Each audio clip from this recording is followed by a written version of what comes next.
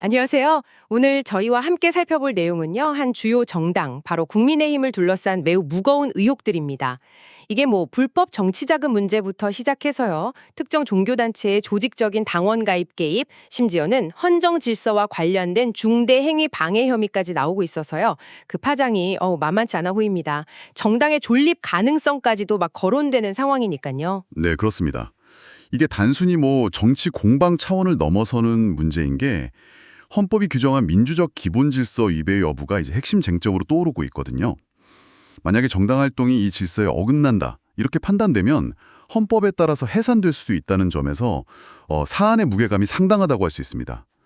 오늘 이 관련 자료들을 보면서 제기된 의혹들이 구체적으로 어떤 내용인지, 또 그 법적, 정치적 의미는 뭔지 좀 차근차근 짚어보겠습니다. 좋습니다. 그럼 이 복잡하게 얽힌 실카레를 하나씩 좀 풀어가 보죠.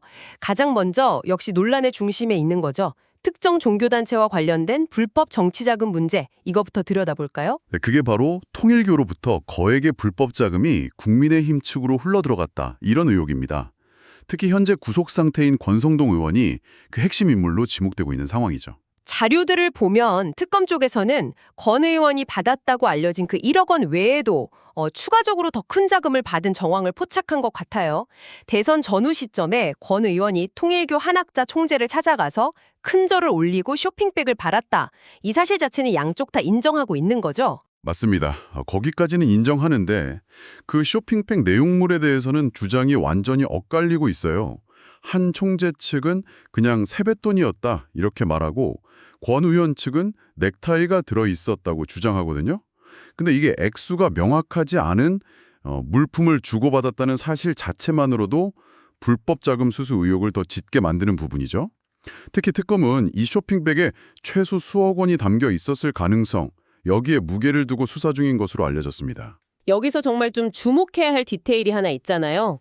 권 의원에게 전달된 그 1억 원 돈다발 중에서 절반에서 임금 왕자 표시가 발견됐다는 점. 이게 왜 중요한 걸까요? 그 시점이 이제 대선 국면이었다는 걸 생각해보면요. 당시 대선 후보였던 윤석열 대통령 측 자금으로 전달됐을 가능성을 시사하는 상당히 강력한 정황 증거가 될 수 있기 때문입니다. 그 왕자 표시라는 게 대선 캠프에서 후보자 관련 자금을 구분하기 위해서 사용했을 수 있다, 이런 추론이 가능하거든요. 실제로 돈을 전달했던 통일교 간부가 후보님을 위해 써달라 이런 취지로 말했다는 진술도 나왔고요. 또 상급자에게는 신뢰 수준의 지원을 했다 이렇게 보고했다는 내용까지 나온 상황이라서 더욱 그렇습니다. 타이밍도 참 절묘하네요. 권 의원이 그 쇼핑백을 받은 직후에 윤석열 당시 후보가 통일교 간부를 만나서 한 총재에게 감사 인사를 전해달라 이렇게 말했다는 정황도 드러났고요. 이 연결고리들을 보면 이게 단순한 개인 비리를 넘어서는 어떤 조직적인 자금 전달, 그리고 그에 대한 인지 가능성까지 좀 의심해 볼 수 있는 상황인데요. 네, 게다가 통일교 지고장들한테 2억 원이 또 별도로 전달돼서 이걸 국민의힘 광역시도당에 소위 말하는 쪼개기 후원 방식으로 기부했다는 의혹까지 수사 대상에 포함되어 있습니다. 이게 개인이 아니라 특정 종교단체가 아주 조직적으로 특정 후보의 당선을 위해서 불법 자금을 동원하고 선거에 개입했다, 이런 의혹인데 만약 사실로 밝혀진다면 이건 정말 매우 심각한 문제입니다. 어떤 점에서 특히 더 심각하게 봐야 할까요? 바로 그 헌법상의 정교분리 원칙을 정면으로 위반하는 곳이기 때문입니다. 아시겠지만 정치와 종교는 분리되어야 한다는 게 우리 헌법의 대원칙이잖아요. 그런데 특정 종교 세력이 그 자금력을 동원해서 선거 과정에 직접 개입하고 정치적인 영향력을 행사하려고 했다면 이건 헌법 정신을 훼손하는 행위죠. 단순 정치자금법 위반 문제를 넘어서서 선거의 공정성, 정당성 자체를 흔들 수 있고요. 이건 해당 정당의 국고보조금 반납은 물론이고 정당 해산 심판 청구의 직접적인 사유가 될 수도 있는 아주 중대한 헌법적 문제입니다. 불법 자금 문제만큼이나 파장이 커 보이는 또 다른 의혹이 있습니다.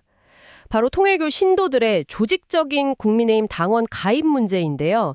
이 부분도 상당히 흥미롭습니다. 네, 특검이 국민의힘 당원 명부를 확보해서 분석을 해봤더니 통일교 신도고 추정되는 당원 수가 무려 12만 명에 달한다, 이런 분석이 나왔어요. 어마어마한 규모죠? 아니 어떻게 이렇게 많은 인원이 그것도 특정 시기에 딱 집중적으로 가입하게 됐을까?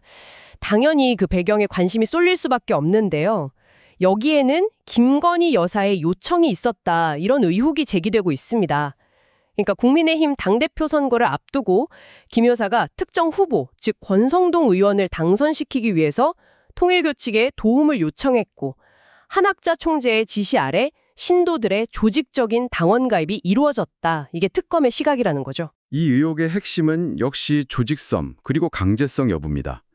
만약에 특정 종교단체가 내부적인 어떤 위계 질서를 이용해서 신도들한테 특정 정당에 가입하라고 지시하거나 유도했다면 이건 개인의 자유로운 정치적 의사결정을 침해하는 행위가 되는 거죠. 여기서 또 궁금한 점이 생기는데요. 과연 당 지도부가 이렇게 대규모로, 그것도 특정 종교와 연관된 걸로 보이는 당원 급증을 몰랐을까 하는 부분입니다. 보통 정당에서는 당원수 변화 추이를 굉장히 면밀하게 모니터링하지 않나요? 특히 당원 대표 선거 같은 중요한 시기에는 더더욱 그럴 텐데요. 그렇습니다. 통상적으로 당 지도부는 지역별로 또 시기별로 당원 가입 현황을 정기적으로 보고받고 관리합니다. 특히나 전당대회처럼 당내 경쟁이 아주 치열한 시기에는 당원 동향이 선거 결과에 미치는 영향이 크기 때문에 더욱 민감하게 반응할 수밖에 없죠. 12만 명이라는 숫자는 결코 작은 규모가 아니기 때문에 지도부가 이걸 인지하지 못했을 가능성은 글쎄요, 낮다고 보는 시각이 많습니다. 특검 역시 이 과정에서 당시 윤석열 대통령이나 국민의힘 지도부와의 어떤 교감 또는 협의가 있었을 가능성을 배제하지 않고 수사하고 있는 것으로 보입니다. 만약에 이 의혹이 사실로 드러난다면 어떤 법적인 문제가 생길 수 있을까요? 정당법 위반 소지가 매우 큽니다. 정당법 제42조를 보면 누구든지 본인의 자유의사에 반해서 정당 가입 또는 탈당을 강요당하지 않는다고 명확히 규정하고 있거든요. 특정 종교단체가 조직적으로 신도들의 정당 가입을 지시하거나 유도해서 당내 선거 등에 영향을 미치려고 했다면 이건 명백한 정당법 위반입니다. 더 나아가서 이건 정당의 자율성 그리고 민주적 운영 원칙을 아주 심각하게 훼손하는 행위로 볼 수 있습니다. 정당이 특정 외부 세력, 특히 종교단체에 의해서 사실상 좌우된다면 이건 대의민주주의의 근간을 흔드는 매우 위험한 상황이 될 수 있는 거죠. 국민의힘이 비상계엄 해제 표결을 조직적으로 방해했다는 혐의입니다. 이건 역시 민주주의 원칙과 직결되는 아주 중대한 사안이죠. 네, 맞습니다. 당시 추경호 전 원내대표를 포함해서 다수의 국민의힘 의원들이 국회 본회의장에서 있었던 비상계엄 해제 요구안 표결 참여를 의도적으로 방해했다. 이런 혐의입니다.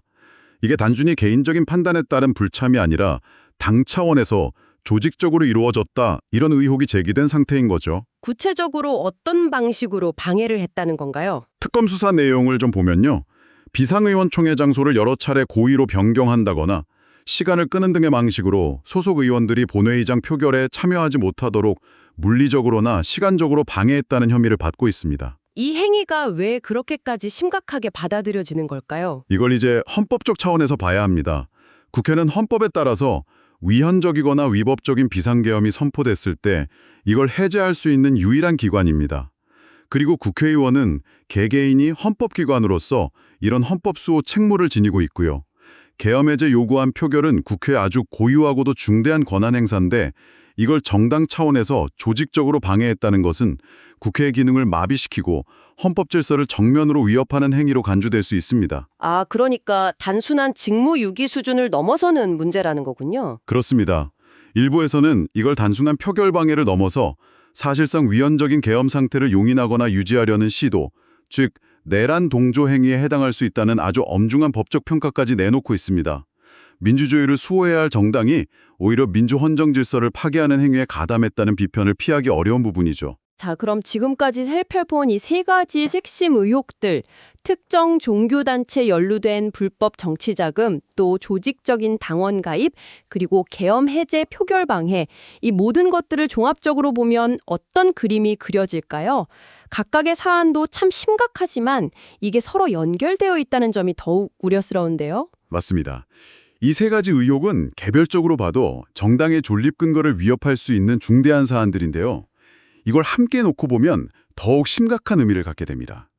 왜냐하면 특정 종교단체가 불법 자금을 제공하고 그 대가로 당내 영향력 행사를 위해서 신도들을 조직적으로 가입시키고 더 나아가서는 헌정 질서를 수호해야 할 국회의 기능마저 마비시키는데 정당이 동조하거나 관여했다는 이런 그림이 그려질 수 있기 때문이죠. 만약에 이 모든 의혹들이 전부 사실로 밝혀진다면 법적으로는 어떤 결과까지 이어질 수 있을까요? 정당 해산까지도 가능한 건가요? 앞서 계속 강조했듯이 이 모든 의혹들이 민주적 기본질서 위배라는 헌법상의 정당해산 요건에 해당될 가능성이 매우 높습니다. 헌법재판소는 정당의 목적이나 활동이 민주적 기본질서에 위배될 때 정부의 제소에 따라서 정당해산을 결정할 수 있거든요. 불법 정치자금 수수 및 선거 개입, 또 정당법 위반을 통한 당내 민주주의 파괴, 국회 기능 마비 시도 등은 모두 민주적 기본 질서를 심각하게 훼손하는 활동으로 해석될 여지가 충분합니다. 물론 국민의힘 쪽에서는 정치 탄압이다, 야당 파괴 공작이다 이러면서 강하게 반발하고 있죠. 네, 당연히 방어권 차원에서 강력하게 부인하고 있습니다. 하지만 현재까지 특검 등을 통해서 제시된 정황 증거나 진술들이 상당히 구체적이고 그 내용 또한 워낙 중대하기 때문에 사법부의 최종 판단이 내려지기 전까지는 정치적 논란과 파장이 계속될 수밖에 없을 겁니다. 특히 공당이 특정 종교의 외곽 조직처럼 운영되었다는 의혹, 그 자체가 우리 사회의 정당민주주의와 정교 분리 원칙의 근간을 흔드는 문제라는 점에서 국민적인 관심이 집중될 수밖에 없는 상황이죠. 결국 사법적인 판단과 함께 정치적인 책임 규명이 어떻게 이루어지느냐가 핵심 관건이 되겠군요. 그렇습니다. 법원의 판결도 물론 중요하지만 설사 법망을 어떻게든 피해가더라도 정치적, 도덕적 책임 문제는 남을 수 있습니다. 이번 사태는 우리 사회가 정당의 활동 자유와 민주적 기본 질서 수호라는 이 두 가지 가치 사이에서 어떻게 균형을 잡아야 하는지, 그리고 정치 권력과 특정 이익 집단과의 관계를 어떻게 설정해야 하는지에 대한 아주 근본적인 질문을 던지고 있다고 생각합니다. 네, 오늘은 국민의힘을 둘러싼 정당 해산 관련 의혹들, 그러니까 불법 정치자금 수수, 통일교 신도의 조직적 당원 가입, 그리고 비상계엄 해제 표결 방해라는 이 세 가지 핵심 쟁점을 중심으로 그 내용을 깊이 있게 한번 파헤쳐 보았습니다. 오늘 논의된 내용들은 단순히 한 정당의 문제를 넘어서서요, 우리 사회 민주주의의 건강성과 직결된 문제입니다. 법적인 판단과는 별개로 이번 사건을 계기로 정당 운영의 투명성 문제라든가 정교 분리 원칙의 중요성, 그리고 헌법 가치를 수호한다는 것의 의미에 대해서 다시 한번 진지하게 성찰해보는 그런 기회가 되었으면 합니다. 정치 시스템의 신뢰를 회복하기 위해서 우리 사회 전체가 함께 고민해야 할 과제라고 생각합니다. 네, 깊이 있는 분석과 통찰력 있는 마무리 말씀 정말 감사합니다. 오늘 이야기는 여기까지 듣겠습니다.